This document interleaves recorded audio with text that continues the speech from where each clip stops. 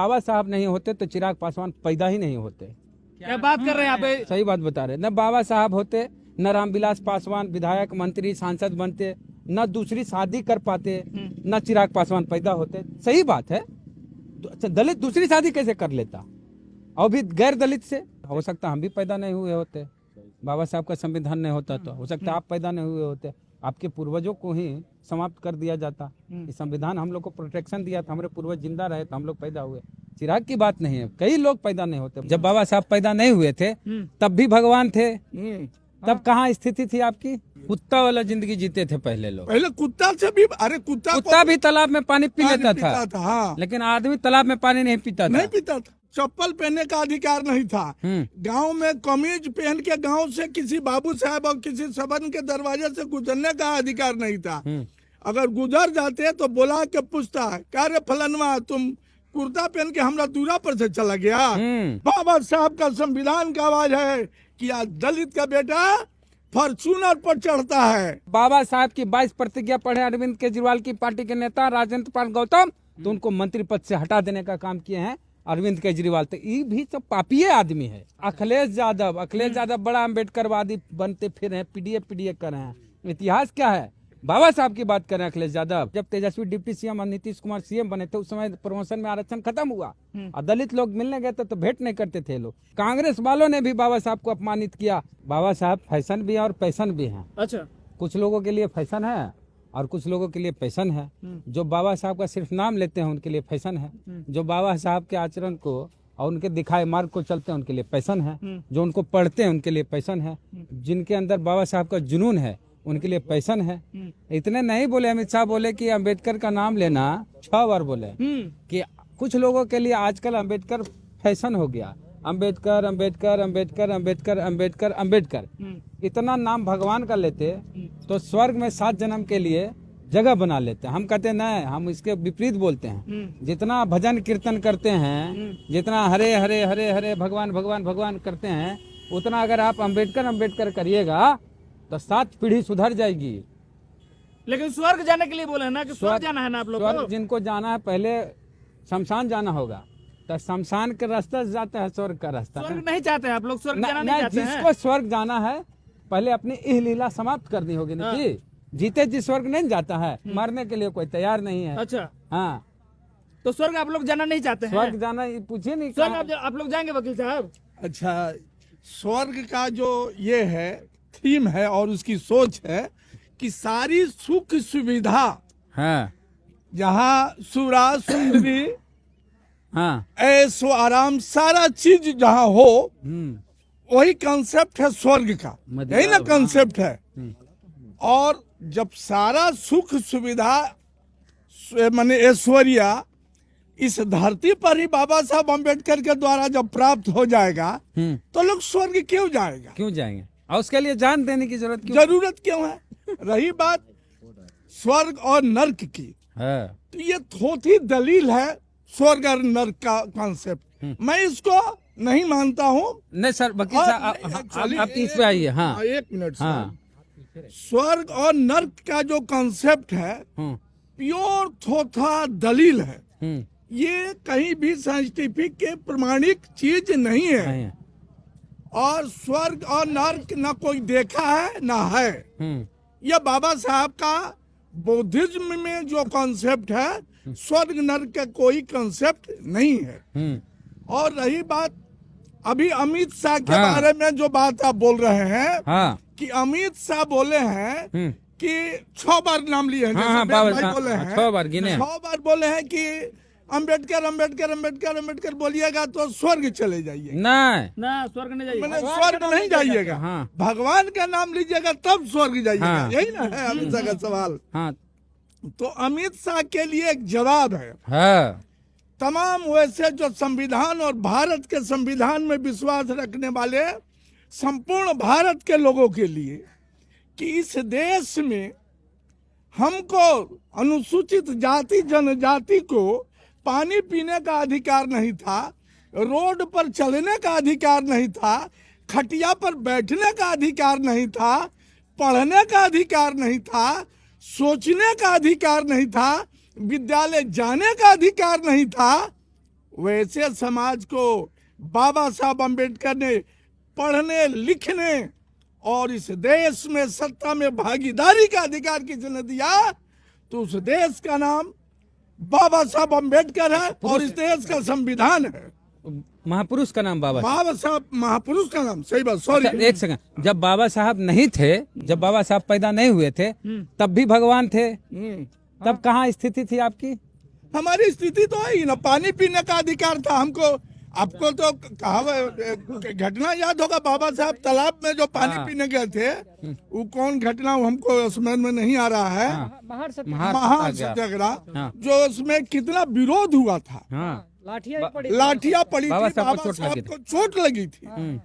तो बुझिए जब 1950 जब इस देश का संविधान लागू नहीं था, तब बहुजनों की, और जो भारत में संविधान नहीं था उस समय बहुजनों की क्या स्थिति है और आज स्थिति क्या है, ये बहुजनों को जानना चाहिए। कुत्ता वाला जिंदगी जीते थे पहले लोग। पहले कुत्ता से भी, अरे कुत्ता भी तालाब में पानी पी लेता था। हाँ। लेकिन आदमी तालाब में पानी नहीं पीता था। आप संविधान नहीं होता, बाबा साहब नहीं होते, तो आप पासवान जी हैं। आपके बारे में कहा जाता है कि धरती छुआता है पासवान से। अरे पासवान से हड्डी छुआता है, पासवान से दुसाध से हड्डी छुआता है, चमार से चमड़ा छुआता है। ये पहले कॉन्सेप्ट था। तो आप बाबा साहब नहीं होते तो आप वकील बनते हाई कोर्ट में, पटना हाई कोर्ट में। अरे पटना हाई कोर्ट में हमको तो गांव में हम उस जिंदगी देखे हुए हैं कि हमारे गांव में दुसाध, चमार और तमाम जो दलित समाज के लोग थे, उनको चप्पल पहनने का अधिकार नहीं था। गांव में कमीज पहन के गांव से किसी बाबू साहब और किसी सवन के दरवाजे से गुजरने का अधिकार नहीं था। अगर गुजर जाते तो बुला के पूछता, क्या रे फलनवा, तुम कुर्ता पहन के हमरा दूरा पर से चला गया। वो बाबा साहब का आवाज है, बाबा साहब का संविधान का आवाज है कि आज दलित का बेटा फॉर्च्यूनर पर चढ़ता है, रेमंड और मलमल का कुर्ता पहन के वो जाता है। लेकिन आज भी वो स्थिति नहीं सुधरी है।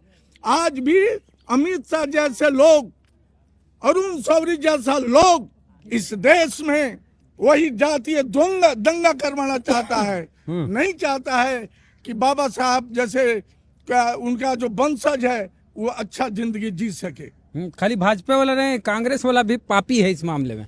कांग्रेस का तो लड़ाई लड़ रहे हैं बाबा, कांग्रेस वाला महापापी है। बाबा साहब को जीते जी अपमानित किया है बाबा साहब। कोई राहुल गांधी, उसका बाप दादा क्या किया है अम्बेडकर साहब के साथ।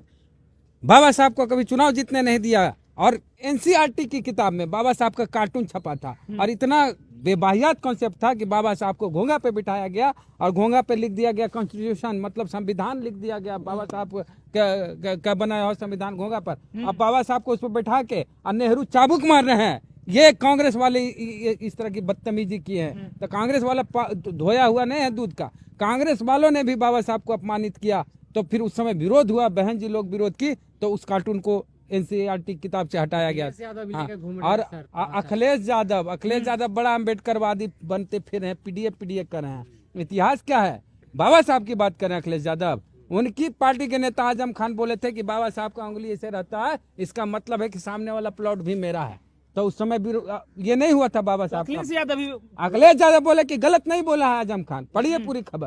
अखिलेश यादव कहे कि ठीक है बोले हैं। और सैम पित्रोदा कौन पार्टी के नेता हैं? कांग्रेस। वो बोले कि सबसे बड़ा झूठ है कि बाबा साहब ने कानून संविधान लिखा। बताइए, कांग्रेस के नेता सैम पित्रोदा, आप बताइए कौन लिखा? एक बात सुन लीजिए, अगर ये गलती नहीं करती कांग्रेस पार्टी, अनुसूचित जाति और बहुजनों को तिरस्कार नहीं करती, तो आज कांग्रेस की स्थिति क्या है? कांग्रेस की स्थिति आप लोग देख रहे हैं। उसके प्रदेश अध्यक्ष एयरपोर्ट पर अकेले उतरते हैं और अकेले अपने फ्लैट पर चले जाते हैं। केजरीवाल, अरे बाबा साहब मानते भाई, घंटा मानते हैं केजरीवाल बाबा साहब। अरे सुनिए मेरी बात, फोटो लगाने से नहीं होगा। बाबा साहब की 22 प्रतिज्ञा पढ़े अरविंद केजरीवाल की पार्टी के नेता राजेंद्र पाल गौतम, तो उनको मंत्री पद से हटा देने का काम किए हैं अरविंद केजरीवाल। तो ये भी तो पापी आदमी है। ये बाबा साहब तो पापी है, महापापी है, दलित विरोधी है। और बाबा साहब विरोधी है अरविंद केजरीवाल। बाबा साहब के फोटो लगाने की जरूरत नहीं है, बाबा साहब के विचार को जन जन तक पहुंचाने की जरूरत है।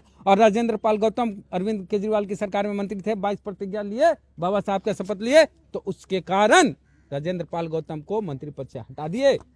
तो बिहार में भी तो वही हो रहा है। तेजस्वी यादव पूरा अंबेडकर साहब को लेकर कह रहे हैं कि बाबा साहब का अपमान नहीं सहेंगे। हाँ तो ठीक बात है, भी तो आरजेडी वैसा अब बिहार में मुख्यमंत्री नीतीश कुमार से यात्रा लेकर निकले हुए हैं। अच्छा तेजस्वी जी बताएं कि पहली बार बिहार में प्रमोशन में आरक्षण कब खत्म हुआ था? जब नीतीश और लालू जी की तेजस्वी की सरकार आई थी 2015 में, आपको याद होगा 2015 में जब तेजस्वी डिप्टी सीएम और नीतीश कुमार सीएम बने थे, उस समय प्रमोशन में आरक्षण खत्म हुआ और दलित लोग मिलने गए थे तो भेंट नहीं करते थे लोग।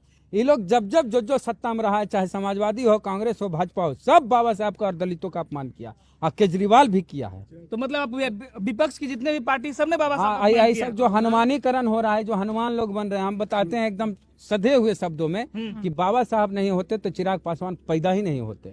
क्या बात कर रहे हैं आप? सही बात बता रहे। न बाबा साहब होते, न रामविलास पासवान विधायक, मंत्री, सांसद बनते, न दूसरी शादी कर पाते, न चिराग पासवान पैदा होते। सही बात है। अच्छा दलित दूसरी शादी कैसे कर लेता, और भी गैर दलित से? इस संविधान के अधिकार से ही ये सब हो सका कि तलाक दे दिए पहली पत्नी को और दूसरी शादी कर लिए। और बताते हैं कि रामविलास पासवान सदन में पहुंचते ही नहीं, बाबा साहब का कानून नहीं होता, संविधान नहीं होता, तब तो न विधायक बनते, न सांसद बनते, न मंत्री बनते, न दूसरी ब्याह करते, न चिराग पैदा होते। तो उस समय तो सुधरे न थे के? उस समय दलित तो सुधरे न था। कब? नहीं, संविधान की वजह से संभव हुआ। बाबा साहब नहीं होते, चिराग पासवान पैदा नहीं होते, बहुत लोग पैदा नहीं होते। तो चिराग पासवान बाबा साहब के अपमान पर बाबा साहब कहते कि बाबा साहब का हनुमानीकरण हो गया है। चिराग पासवान का, जितना मांझी जी का, सबका हनुमानीकरण हो गया है। सब भाजपा के हनुमान है। हनुमान है सब, कोई पार्टी का हनुमान रहिए। अपने समाज की बात आए तो खड़े होना चाहिए। आप कह रहे हैं दलित का कभी भला हो नहीं सकता, कौन सत्ता में आएगा तो दलित का भला होगा? अपने आइए, अपने लोग आइए, अपने लोग आइए और मजबूती से आइए। जितनी आबादी आती, पिछड़ा कोई पूछता नहीं है बिहार में, दलित को कोई पूछता नहीं। दलित अति पिछड़ा मिल जाए, सरकार बनाइए। तो यूनाइट होते नहीं है तो कसूर किसका? बाबा साहब का अपमान हुआ, खाली चिल्लाएंगे और फिर घर जाके फिर पहले की तरह जिंदगी जिएंगे? नहीं, आंदोलन खड़ा होना करना होगा। चेहरा बनाइए आप लोग अपने में से। अच्छा, चेहरा अभी बिहार में तरह अम्बेडकर चेहरा जो बाबा साहब के सपनों को पूरा कर सके, वो चेहरा भी नहीं। अभी कोई वैसा चेहरा नहीं है। सब दलाल हैं और सब चाटुकार हैं। जी हुजूर है हर पार्टी में। जो हुजूर बोल दिए, पढ़ना लिखना कुछ नहीं। बाबा साहब के बारे में खाली बोलेगा, बाबा साहब का कोई किताब नहीं पढ़ेगा। खाली कोई कहेगा लालू जी हमारा भगवान है, कोई कहेगा मोदी भगवान है, कोई कहेगा राहुल गांधी भगवान है। इतने ज्ञान आता है, उतने में टिकट मिल जाता है, उतने में विधायक बन जाते। जिंदाबाद। सब कुछ साफ है कि बाबा साहब का संविधान नहीं होता तो आज आप भी बहुत लोग, हो सकता हम भी पैदा नहीं हुए होते। बाबा साहब का संविधान नहीं होता तो हो सकता आप पैदा नहीं हुए होते। आपके पूर्वजों को ही समाप्त कर दिया जाता। ये संविधान हम लोग को प्रोटेक्शन दिया था, हमारे पूर्वज जिंदा रहे तो हम लोग पैदा हुए। चिराग की बात नहीं है, कई लोग पैदा नहीं होते, बाबा साहब नहीं होते। तो आप सबके लिए मतलब भगवान अम्बेडकर साहब है? भगवान नहीं है, भगवान से बहुत ऊपर की चीज है अम्बेडकर साहब। अच्छा, तो भगवान से भी ऊपर है? बहुत ऊपर की चीज है। चलिए तो देखिए हमारे साथ में सीनियर अधिवक्ता भी है हाई कोर्ट के और सीनियर जर्नलिस्ट वेद प्रकाश जी भी थे।